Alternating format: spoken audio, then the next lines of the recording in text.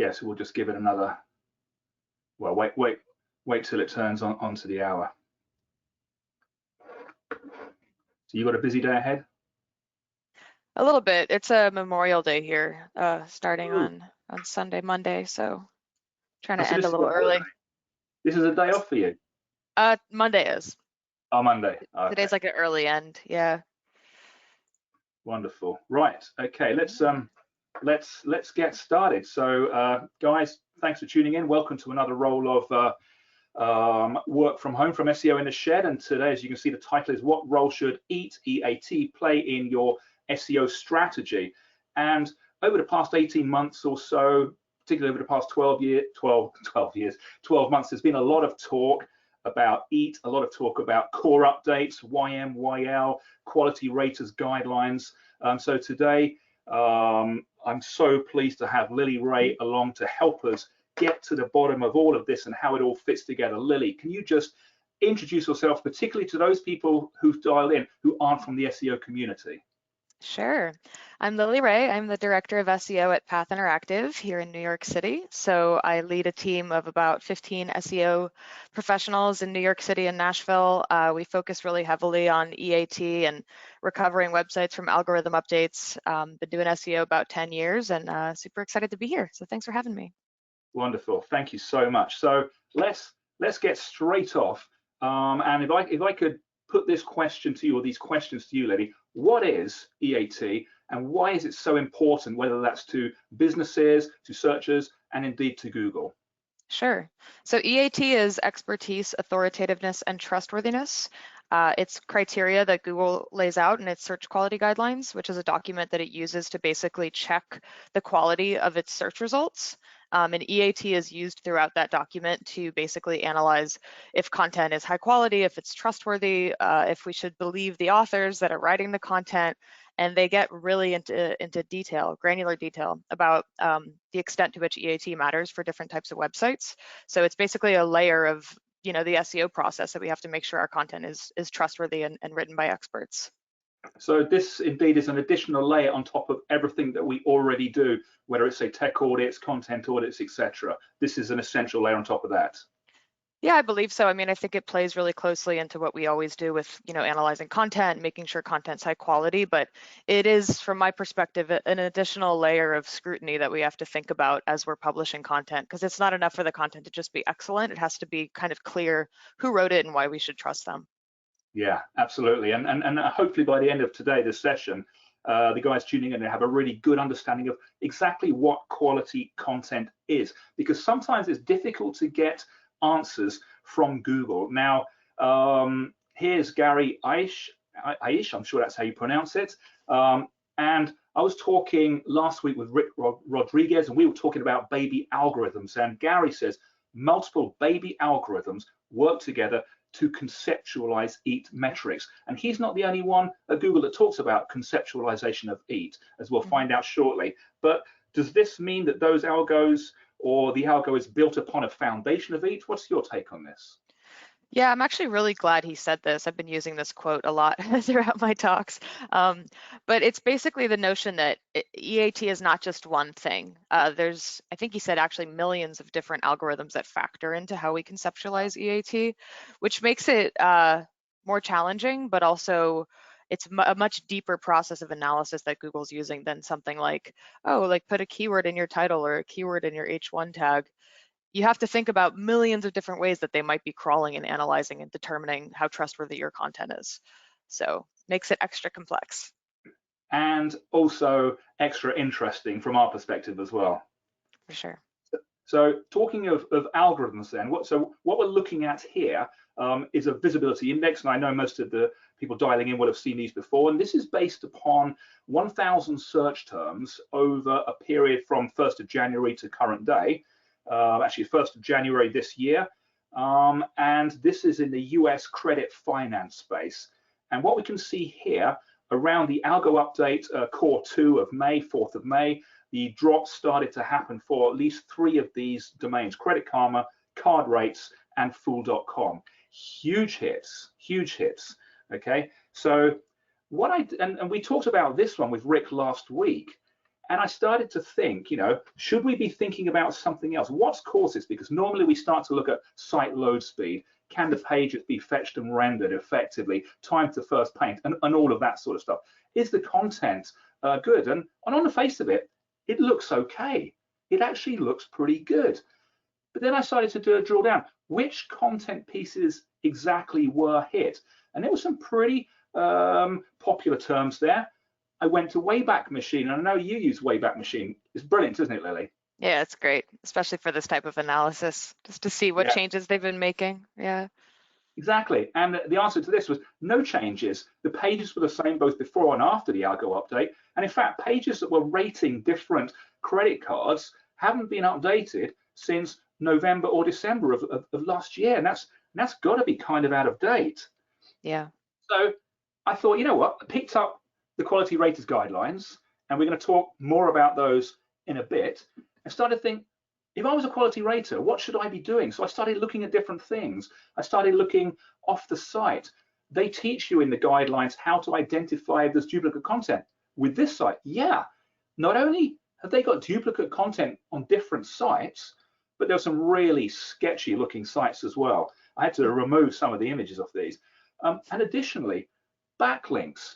In one day, 22,000 backlinks, and 10,000 of those were from a site that actually passes out fake logins or duplicate logins with a Z or a Z on the end. That's got to be dodgy. So does links play a part in this? I know it's always has done, but in terms of EAT, do you think links play a part in that? Certainly, and Google's confirmed that. It's actually the one factor that they've confirmed is explicitly part of EAT. So they talk about PageRank and links, particularly as it relates to authoritativeness. So if you are trying to establish yourself as an expert on a certain topic, or if your domain is trying to be, a trusted domain on the topic of finance or health or something like that, the A in EAT, authoritativeness, is almost entirely determined by your backlink profile. So there's certain domains that Google's going to expect to see linking to you if you're an authority in that space. And conversely, and it gets kind of controversial here depending on who you talk to, but like what you're pointing out here, where if there's a questionable backlink profile or there's evidence of like manipulation, I personally think that can absolutely factor into your EAT evaluation.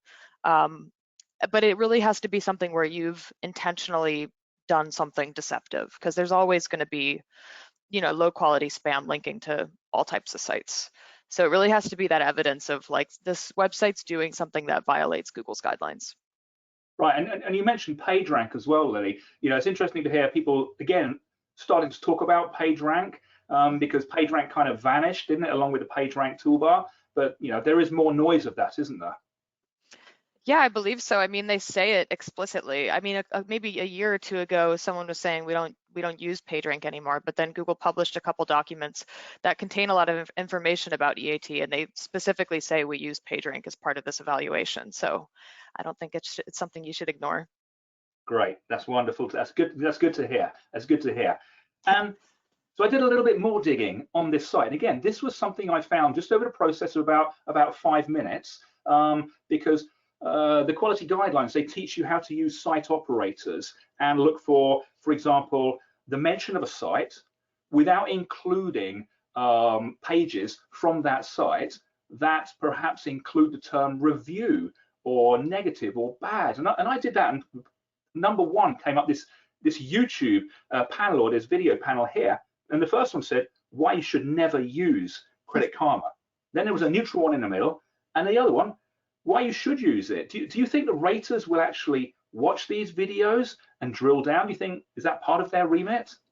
So Google qualifies that in the quality guidelines and says, like, if you see a couple bad things floating around, like that's typically going to happen with any big brand, just because maybe there's somebody out there that had a bad experience and so they leave a bad review, but there really has to be a clear pattern. So, and it really has to be particularly bad. So I don't think they hold it against like a small business if they have a handful of bad reviews because people didn't like the way the restaurant cooked their food or something like that. But if there's like clear evidence of deception where you're seeing like, I didn't get my money back, I couldn't get on the phone with someone, I couldn't find the return policy, I don't know who wrote this content, the content's dangerous, like those types of things can absolutely work against you. So A lot of people take issue with this part of the process because it's impossible to control all the potentially like bad or mediocre reviews that you get about your business. But I think it's more important to look at like things like Trustpilot, Better Business Bureau, like the bigger players that talk about brand reputation, and see if there's clear evidence of a bigger problem. Okay, yeah, that makes sense. So I don't need to actually watch the videos. And then I found this, and I'm not from the US, but this is from the consumeraffairs.com. And again, this was really easy to find in Google as soon as you start to use the site operators that the guidelines talk about. And we will talk more about the guidelines shortly. And they get an overall satisfaction rating 2 stars out of 5 based on 129 ratings. So I'm assuming that if I can read that and the raters can read that, then Google's going to read that as well. That's a very good point. That's something that those of us that talk about EAT have been debating about for this whole time, is like, is Google looking at that? When this all kind of started becoming part of the main discourse in the SEO community, Google said, we don't use the Better Business Bureau rating as a ranking factor. So a lot of people took that and said like, oh, wait, Google doesn't look at external reviews at all. But I don't think that's true. I think they certainly do look at these types of things, and they certainly have the technology to crawl big sites like this that are responsible for, managing or maintaining company reputation information. And they can see, yeah, like out of 129 reviews, to have 2 stars is not great. And that's a pretty well-known website. So I would certainly consider that. Okay, yeah. Well, again, that's good to know, because not being from the US, I'm not familiar with the site. But again, it was so easy to find using those simple guidelines. So obviously, different sites will be impacted to different extents, or different sites will be scrutinized, some much more heavily than others, which brings us nicely into YMYL. And people, they talk about EAT, they talk about YMYL, they get confused between the relationship between these things. So perhaps you could help us shed some light on it, Lily. Sure. So this is another acronym that Google created. YMYL is Your Money, Your Life. And they do provide specifics about examples of what Your Money, Your Life websites would be. So things like health sites, news sites, political, things that relate to safety, your well-being or your financial security, legal sites. So really anything that provides like consequential information that, changes the decisions that people make as a result of reading the information they see on Google. And it has a real potential impact on their lives and their well-being. That's a YMYL site. So there's a lot of questions about, is my site YMYL? I think as an SEO industry, we've kind of agreed, like if you're e-commerce, for example, you're probably YMYL because your website accepts credit cards. And certainly if you're telling people what to do with their finances or with their legal situation or anything like that, you're definitely YMYL. So the relationship between YMYL and EAT is basically that the more YMYL your website is classified as and the content that you produce, the more EAT matters. So if you're providing information about cancer treatment, that's the ultimate highest possible YMYL level, and you're going to need the best possible EAT to support what you're producing. So. You explained that so well, and I almost want to run away onto my whiteboard and draw that chart that you described. That YMYL increases, so does the importance of EAT as well to that site. I must make a note to actually do that. So talking again of YMYL, and we looked at this briefly earlier, what we're looking at here are around 7 or 8 websites in the in a medical space. So they are offering medical advice for all sorts of things, ranging from anxiety through to cancer. Okay, I could probably say what it is. It's CBD. And this site, this is my barometer, this index. And whenever there is a rumor of an algo update, and as we talked about last week, they seem to be about 111, 112 days apart now. I run straight to this index to see how big it is. And then what we do is we run analysis to compare the week afterwards, once it's all bedded down, to the week before, to see how different the SERP is. And we use the Jacquard index for that. And one thing is very clear, Lily, is that 2020, the updates, certainly in this space, were nowhere near as big as the updates the year before, particularly Core 2, as you can see there, early June. which was massive, absolutely massive. So my question, I guess, is, are they not so big in this space because people are just getting better and they're learning about EAT and they are, they're doing all the things right? Or has Google simply cut out the rot and the SERP is a better place to be? What do you think? Maybe something else? I think it's a combination of both. There's any site that was, not any, but most sites that were severely impacted by the Medic update in 2018 and the subsequent updates that came after that, if they're paying attention to their organic traffic, they had no choice but to adapt. So there's a handful of big players, especially in the health space, that previously, prior to August of 2018, had a lot of organic search visibility and presumably had very large SEO teams, and that's probably the bulk of how they made their money online. And they were obliterated by that update. You know, they lost 70 to 90% of their organic traffic. And it's been interesting to watch some of those sites like pay attention to EAT, because, you know, we talked about the Wayback Machine, but you can see they're making these iterative improvements over time. And now when you visit a lot of these sites, the things that you would expect to comprise good EAT are all very clear on their website. So I think, you know, maybe that's one reason why we're seeing less severe algorithm updates, but certainly there were a lot of like bad actors, pseudoscience, really like dangerous information that was wiped out a couple of years ago. So it's just increasingly competitive now, I think. Yeah, and on that note, and you talk about people taking it more seriously. So in your role in SEO, and when you go in to visit new clients, is each something they've heard of, or does it come as, is it new to them? And how seriously do they take it? Because they expect SEOs like you, Lily, to be geeks, start talking about canonicalization and hreflang and stuff like that, and suddenly you're using a different language. How do they take that? I love that question.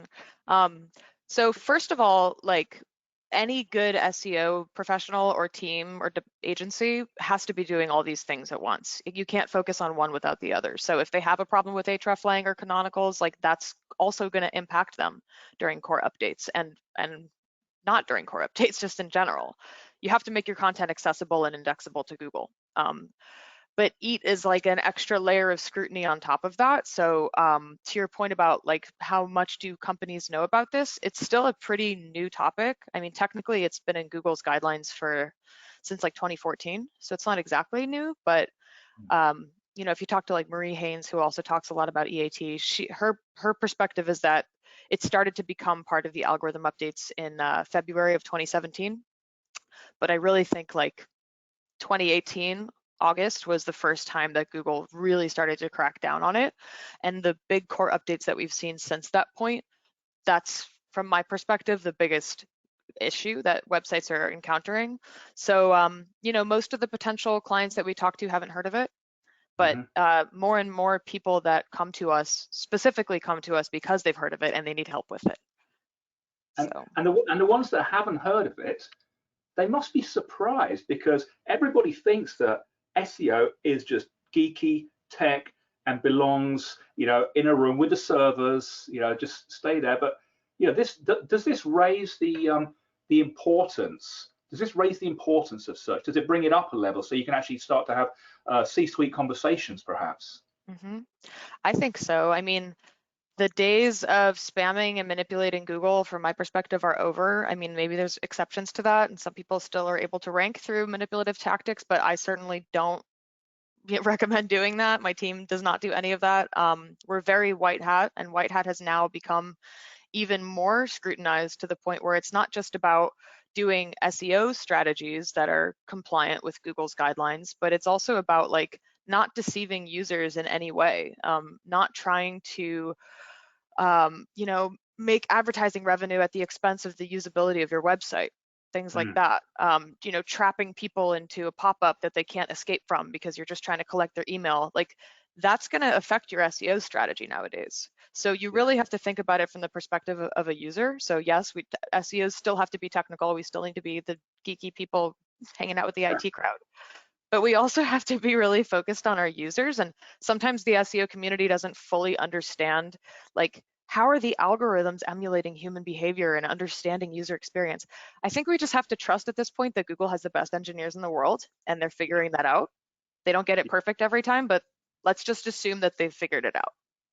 100%. I love that, and I love the way you put users front and center as well. And again, that's something that is often lost in the midst of all of this. And we see so many amazing looking websites built where we haven't even taken the user into consideration. So hopefully those days are going to become a thing of the past. Now, we've talked about the quality raters guidelines. You've got a copy, I've got a copy, everybody should. Should everybody have a copy? How does that fit into all of this, those guidelines themselves? It's very controversial in the SEO world, and the reason for that is because the guidelines are not the algorithm. So it's very important to make that distinction. We don't have a printout of Google's algorithms. It's a very secretive thing that nobody exactly understands. However, we have the search quality guidelines. So it's like a 164-page document. It's publicly available online, and it's what they use to train human quality raters. And they conduct thousands of tests around the world throughout the year to basically check the quality of the search results using this document. So this document lays out all the criteria of what does high quality content look like? What does an untrustworthy website look like? How do I know if I'm being deceived? How can I find the reputation information about a brand or who wrote the content? So it gets really, really, really granular, and it provides a lot of examples of sites that are doing things well and sites that are not doing things well. So should SEOs have this document? 1000%. I mean, if you're not paying attention to what Google's guidelines are saying, then you're not in touch with how they're perceiving high and low quality content. But you do have to remember that this is just a guideline for what they want the algorithm to do.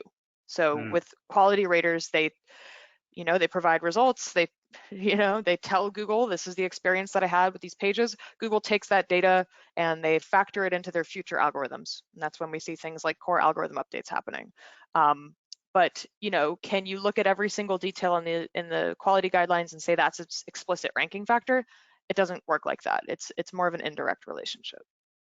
Wonderful. And therefore, the relationship between the guidelines and maybe the outputs of the quality ratings and the algorithms is a kind of a gray area, which is why I want to bring in some quotes from good old Danny Sullivan, who most people out there will know, some people won't know, but he generally, he's got some interesting things to say. Danny works at Google. So this one, rater data.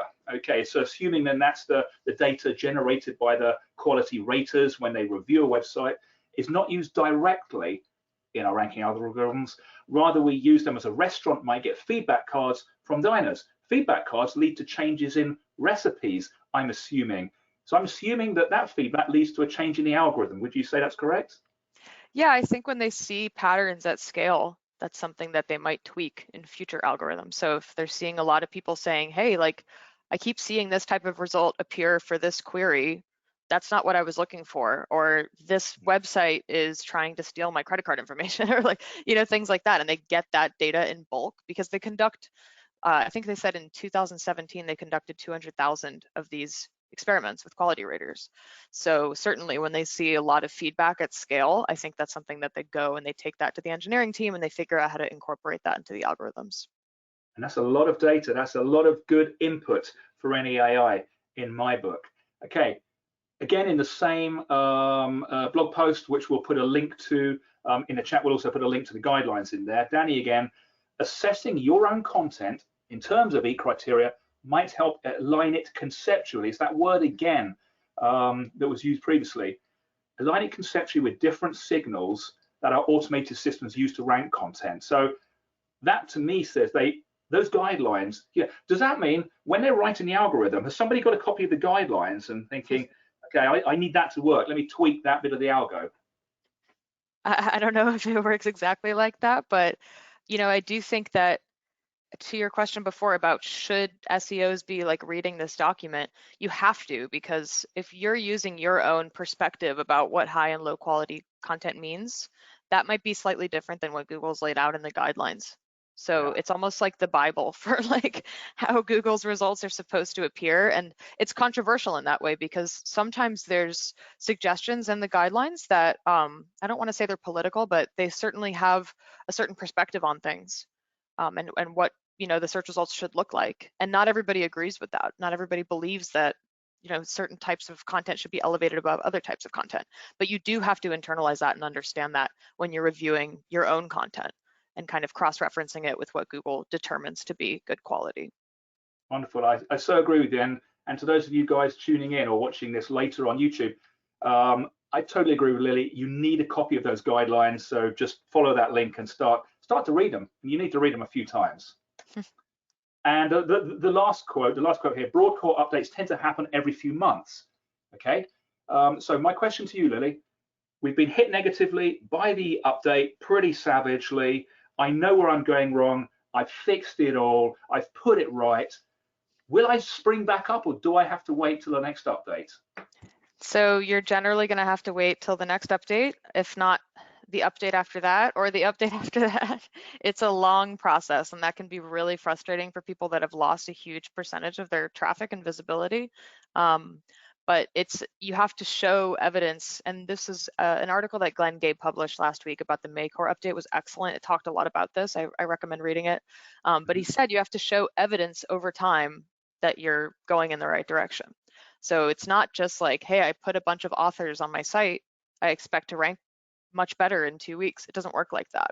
It's not like fixing a no index tag or a robots.txt directive. It's something where you have to like really prove yourself and show Google you can be trusted, and that process takes a really long time. Love that. And certainly those indexes that we looked at demonstrated exactly the same thing. There is no spring back up no matter how much money you throw at your website. So as we've got about 5-6 minutes left, I just want to break down EAT because people often lump it into one thing. So the guidelines say, I think it's on page 19, once you've understood the purpose of the content, okay, you have to rank the expertise of the main content, the authoritativeness of those three things, main content, creator and website, and the trustworthiness of those three things. And I've just got a couple of examples, and I maybe want to ask you how we can make things better. The Sun newspaper, okay, apparently we'll have the first cure for cancer within a year, okay. That's a header one. The guidelines would call that a title. Go down the page, and apparently it might happen, but it's at least 10 years away. And the medical professional on the site said it's never going to happen. How bad is that? And what should they be doing? It's really bad because it's just clearly like trying to deceive the user for advertising revenue, straight up. If you put a clickbaity title that entices people to click and they don't get what they were expecting to see on the page, that's a form of deception. That's self-serving for you, but it's not serving for the user. So unfortunately, those tactics don't really work that well for search anymore. That's so good. No wonder these guys were recently hit. Okay, Healthline. I love exercise. I want to learn to do some muscle ups. I'm a long way away. I found this article, page 1 of Google, how to do a muscle up. Okay, the author, she's got 2 degrees in science and sports science. Not only that, the guy who reviewed the author, who looks like, or the article, looks like a Navy SEAL, he's got a further 2 degrees on top. Is this what we have to do now? Yeah, I always use Healthline in all of my presentations for this reason.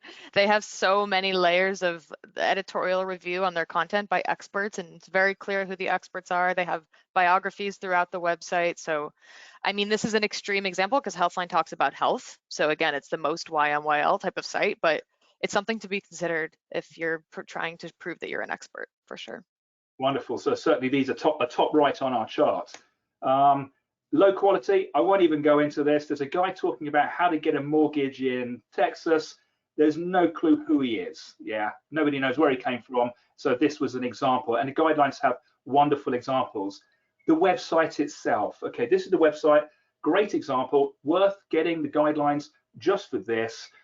This guy and the business turns out to be fraudulent. So as a rater, how do you go about understanding if a website is a quality website? So not necessarily the author, but the website itself.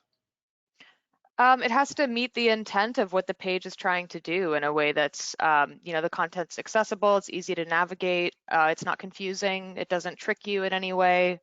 You know who the brand is, not necessarily who the authors are, but at least you can get an understanding of like, oh, they're willing to put their names behind this content, so that it's probably more trustworthy for that reason. So a lot of different elements that you could consider for that. Okay, wonderful. And anybody that gets the guidelines, try to find this example. The site is Deck My Eyes. I believe the guy's in prison now for wire fraud, but it's an interesting read. Okay, right. We're going to finish up shortly. Now, Lily, I'd love you to run through some of these top tips. I think the first 5 are yours. Would you mind just taking us through something actionable that people listening can actually go away now and start to do to get this right? Sure. Yeah, I think to your point before about looking at the profile or the reputation of your brand without looking at the results on your own website and seeing how that actually looks to your users and to third parties, I think that's really important. So try to improve those whenever possible. Again, don't overwhelm your users or with ads or try to deceive them. You know, if they can't get to the main content without having to close a million ads, that's not a great user experience. Certainly make it clear who your brand is. So you should offer an about page. You should talk about as much as you possibly can about the history of your company, how long you've been around, who the founder is, who writes for your content, what does your leadership team look like. The more explicit, the better.